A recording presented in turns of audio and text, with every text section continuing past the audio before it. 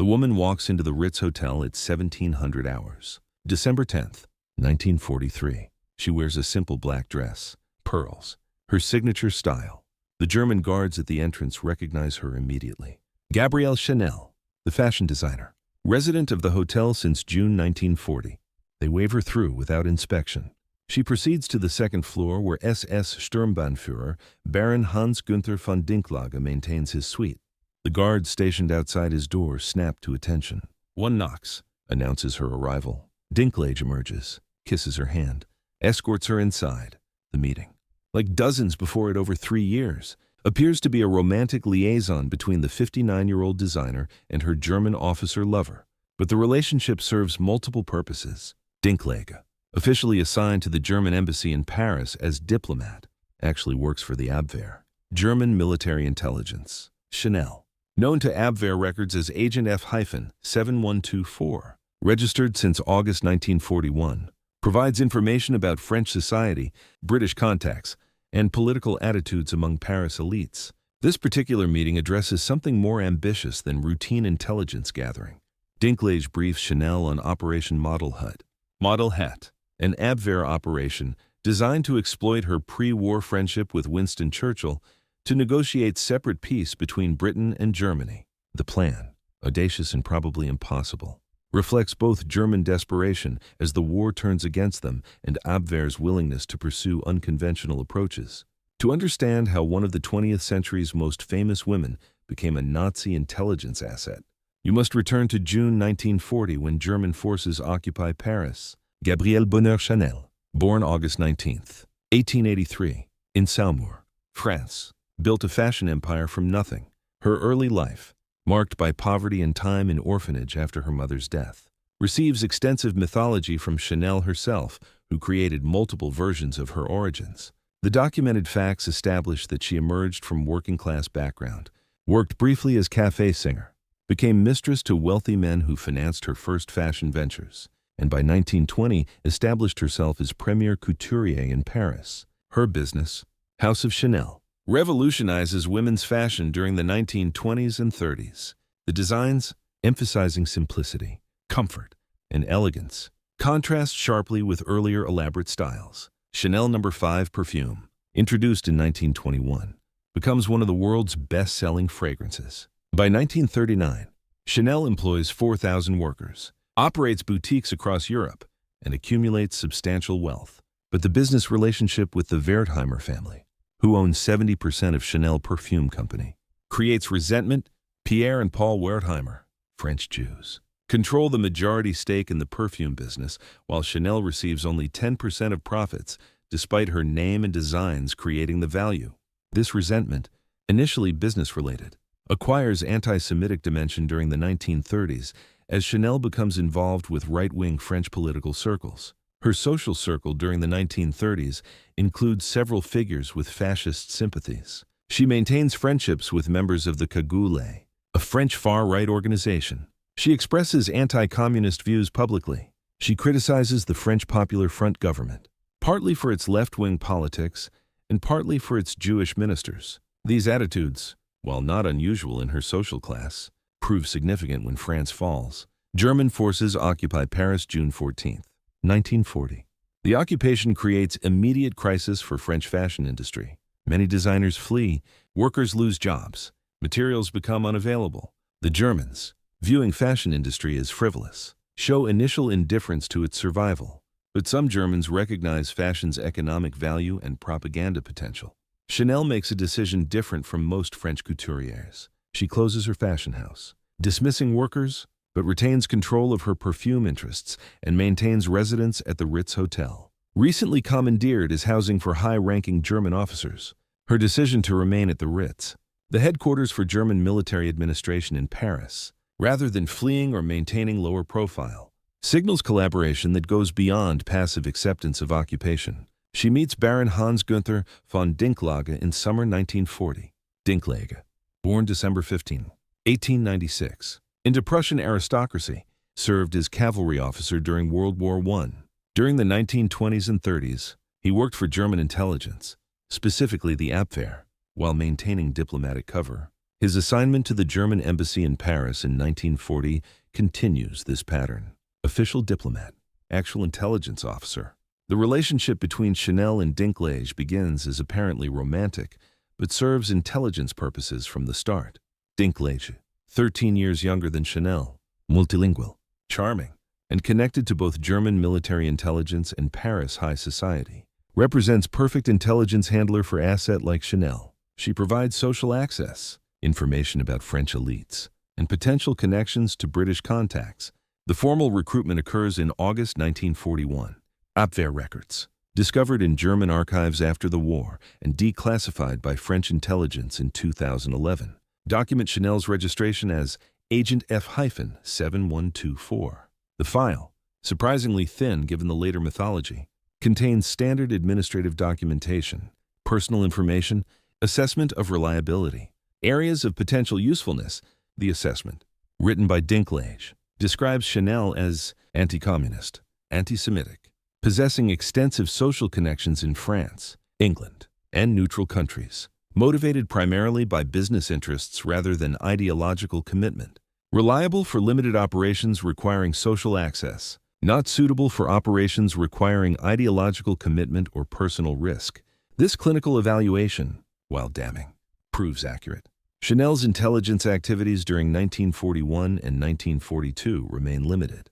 She provides information about attitudes among Paris social elites. She reports on political discussions at parties and social gatherings. She identifies French figures with anti-German attitudes or potential resistance sympathies. This information, while useful for German occupation authorities, rarely proves actionable intelligence. Chanel functions as low-level social informant, not active spy, but she also pursues personal agenda using German connections. In May 1941, she petitions German authorities to Aryanize the Chanel perfume company, claiming Jewish ownership of the company violates Vichy law. The petition, legally dubious, seeks to strip the Wertheimer family of their majority stake. The Germans, while initially interested, ultimately reject the petition. The Wertheimers, having fled to the United States in 1940, transferred ownership to a non-Jewish French businessman before leaving, protecting their interests. This failed attempt reveals Chanel's motivations. She collaborates partly from ideological sympathy with right-wing politics, partly from personal relationship with Dinklage, but primarily from self-interest. She attempts to use German occupation to resolve the business dispute with the Wertheimers on terms favorable to herself. The attempt, while unsuccessful, demonstrates willingness to exploit anti-Semitic policies for personal gain. The relationship with Dinklage continues through 1942. They live openly together at the Ritz, attending social functions, traveling to German-occupied territories. Chanel visits Berlin several times, meeting with German officials. These visits, officially explained as business-related, include meetings with Abwehr leadership discussing her potential usefulness for operations. By late 1942, the war turns against Germany. Stalingrad, El Alamein, American entry into the war, all signal that Germany cannot win.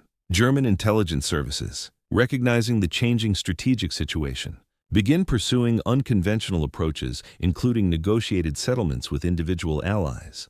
The Abwehr, under Admiral Wilhelm Canaris, proves particularly willing to explore such options, partly from realistic assessment of Germany's position and partly from Canaris's own ambivalence about Hitler. Operation Model Hut emerges from this context. The plan, conceived by Walter Schellenberg of SS intelligence in collaboration with Abwehr officers, envisions using Chanel's pre-war acquaintance with Winston Churchill to open back-channel negotiations for separate peace between Britain and Germany.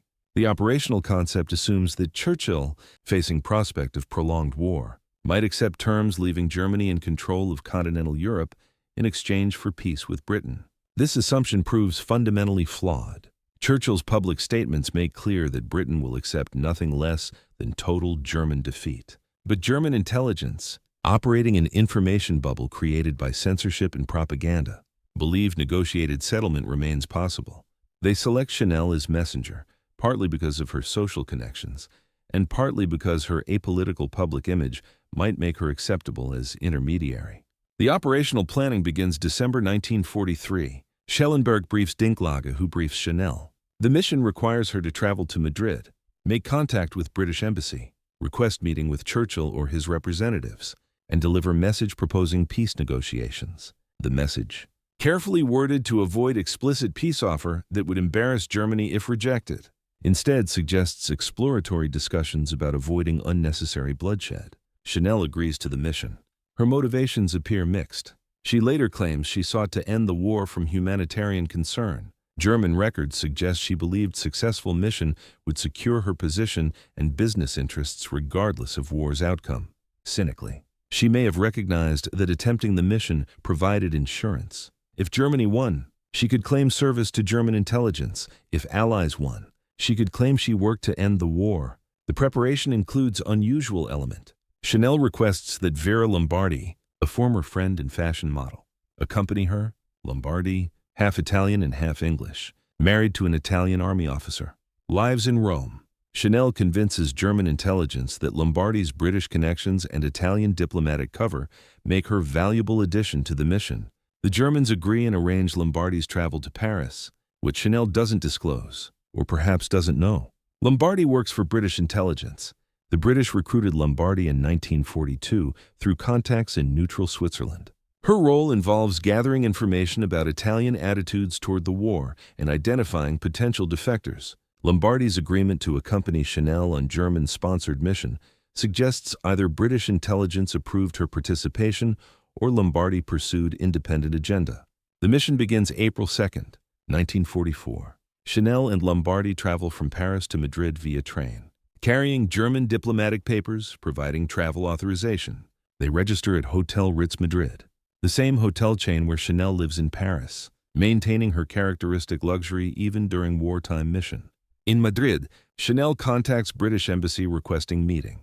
The request, submitted through official channels, creates immediate suspicion. The embassy, aware that Chanel lives openly with German intelligence officer in occupied Paris, assumes the approach represents German intelligence operation. But the British, curious about German intentions, agree to meeting. The meeting occurs April 7th at British Embassy. Chanel meets with embassy security attaché, actually an MI6 officer. She presents her message. Certain German circles, recognizing war cannot be won, seek exploratory discussions about peace terms that might avoid further bloodshed. She emphasizes she speaks unofficially, that any discussions would be preliminary, that all parties should recognize the humanitarian value of ending war sooner. The British officer listens politely, asks clarifying questions about who authorized the approach and what terms might be discussed. Chanel, lacking authority to specify terms, responds vaguely about reasonable accommodation and recognition of legitimate interests. The officer thanks her, states the matter will be reported to London, and suggests she remain available for further contact if needed. No further contact occurs. British intelligence reports the approach to Churchill personally. His response, documented in classified files, declassified in 1992, proves characteristically blunt. Tell the Frenchwoman that we will accept nothing less than unconditional surrender. If she wishes to be useful, she can convey that message back to her German friends. But British intelligence doesn't convey Churchill's response to Chanel directly. Instead, they allow her to wait in Madrid expecting reply. The delay serves intelligence purposes. While Chanel waits, British intelligence investigates her activities, interviews Lombardi extensively, and evaluates whether the approach represents serious German peace feeler or isolated initiative by rogue intelligence officers. The investigation reveals that Operation Modelhut represents Abwehr operation without full support from German High Command. Schellenberg and Dinklage, pursuing their own agenda, received permission for the operation but lack authority to negotiate.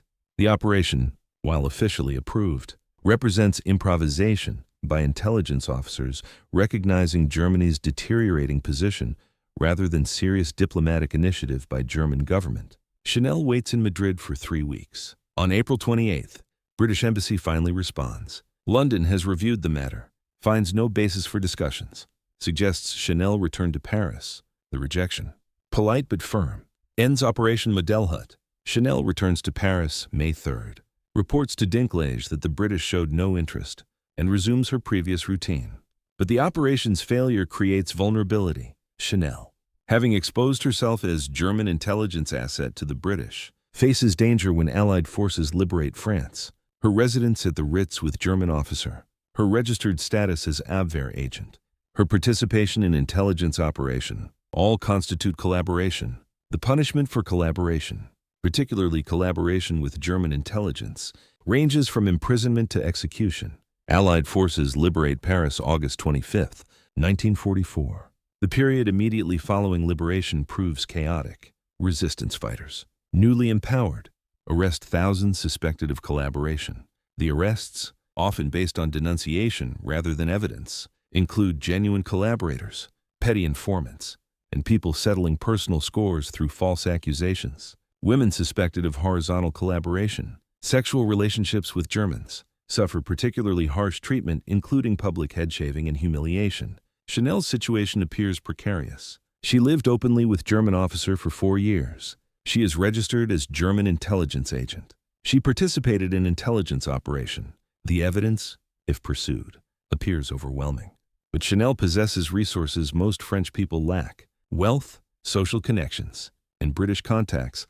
On August 26th, she receives summons to appear before Free French forces for questioning. She appears at the designated office accompanied by lawyer. The interrogation, conducted by French counterintelligence officer, addresses her relationship with Dinklage, her activities during occupation, and her knowledge of German intelligence operations. Chanel's responses follow consistent pattern. She admits relationship with Dinklage but claims ignorance of his intelligence activities.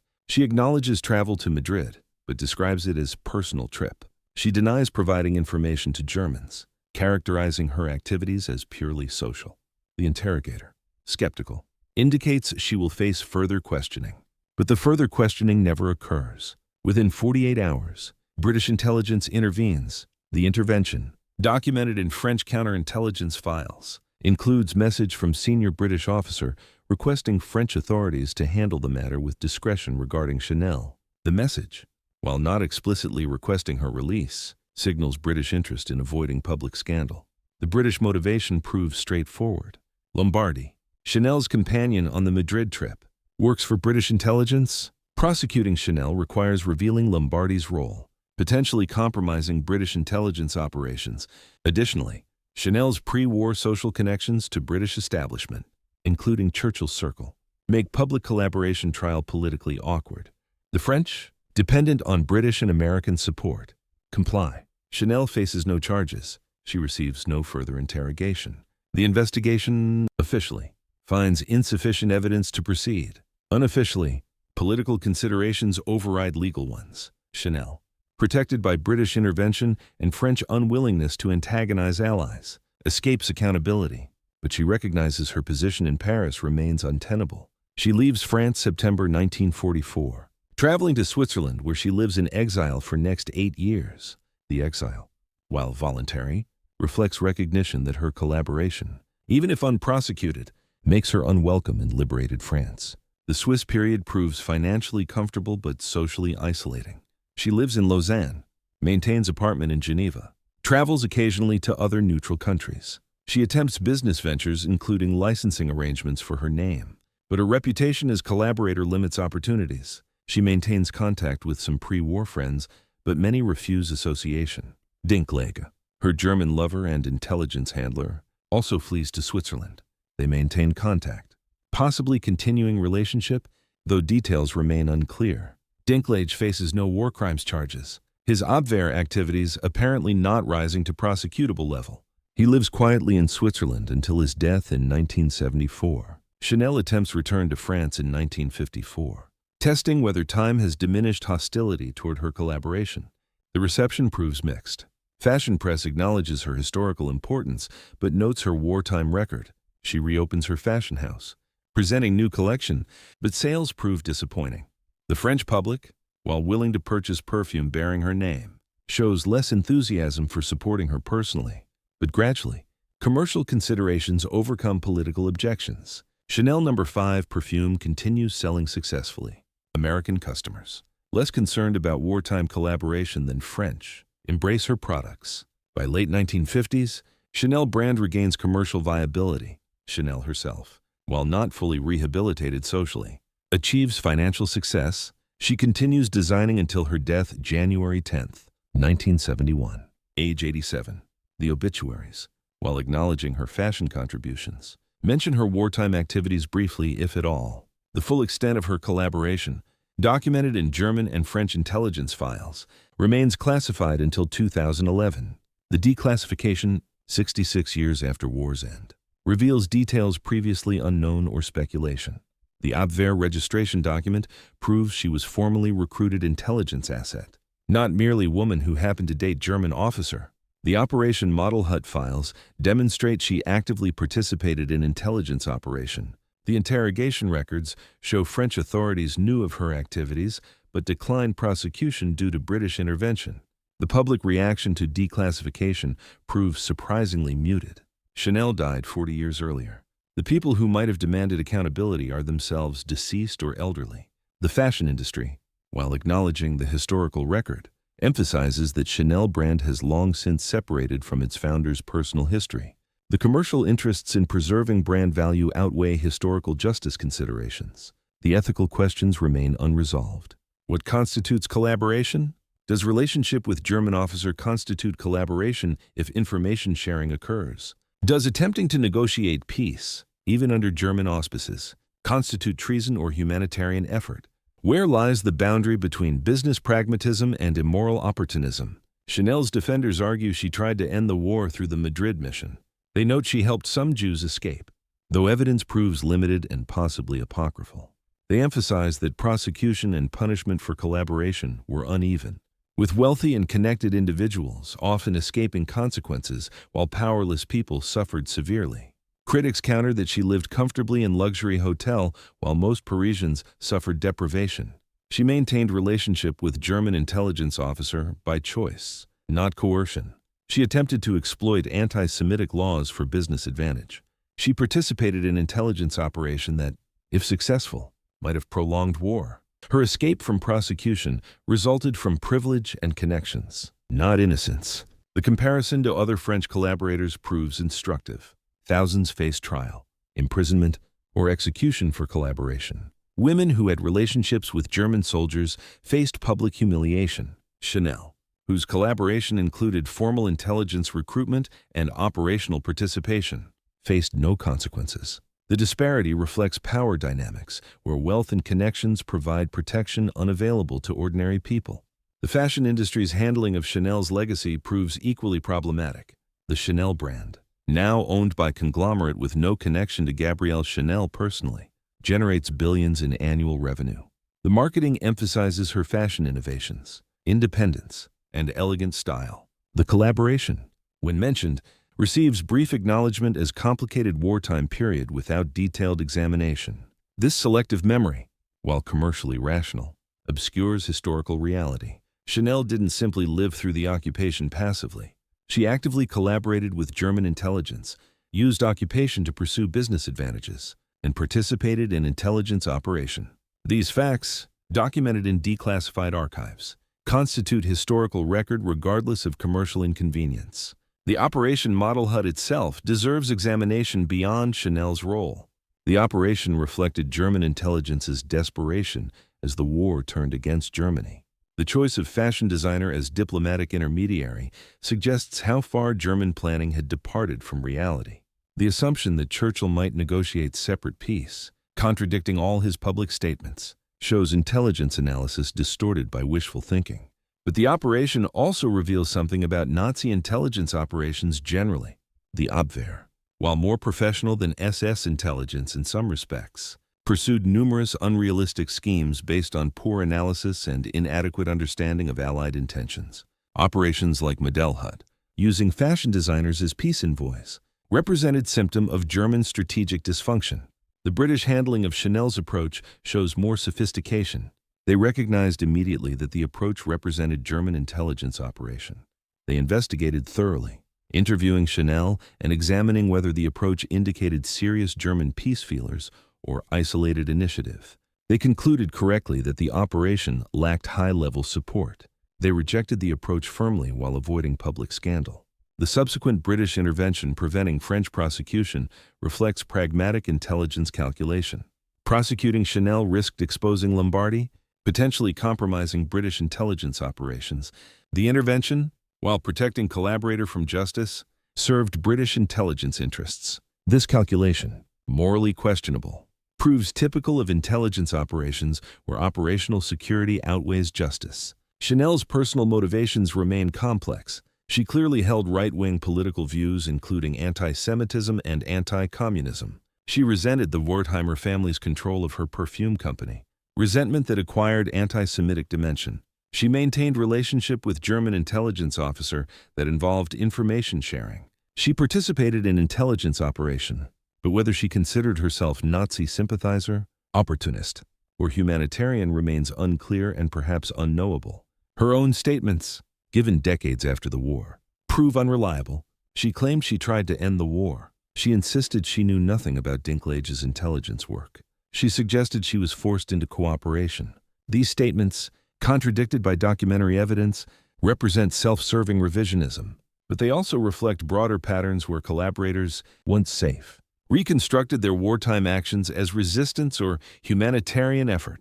The French public's response to collaboration revelations varied widely. Some figures, like writer Robert Brasillach, faced execution. Others, like actress Arletty, served prison terms, then resumed careers. Many escaped punishment entirely, protected by connections or useful skills. The uneven application of justice, while understandable given post-liberation chaos, created lasting bitterness among those who suffered while others escaped.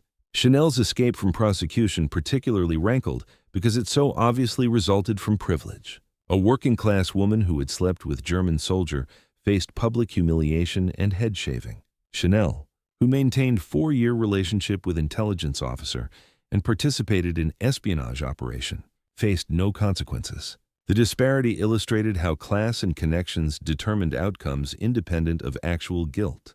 The long-term impact on French society proves difficult to measure.